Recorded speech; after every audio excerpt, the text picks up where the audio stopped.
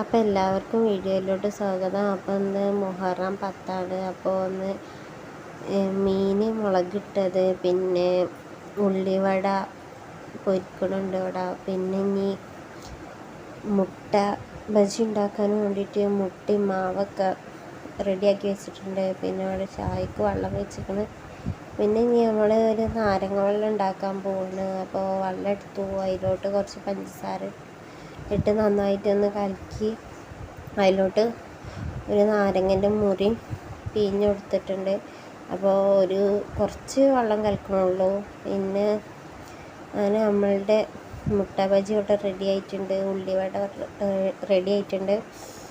അങ്ങനെ ബാങ്കൊക്കെ കൊടുത്തു, നോമ്പൊക്കെ തുറന്നു.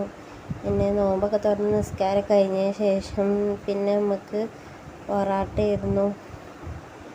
അപ്പോൾ പൊറാട്ടയും നേരത്തെ മുളകിട്ട കറിയും അങ്ങനെ ഇതൊക്കെ ഉണ്ടായിരുന്നു. അപ്പോൾ ചായയൊക്കെ കുടിച്ചു. നിങ്ങൾക്ക് വീഡിയോ ഇഷ്ടപ്പെട്ടാൽ ഒന്ന് സബ്സ്ക്രൈബ് ചെയ്യുക.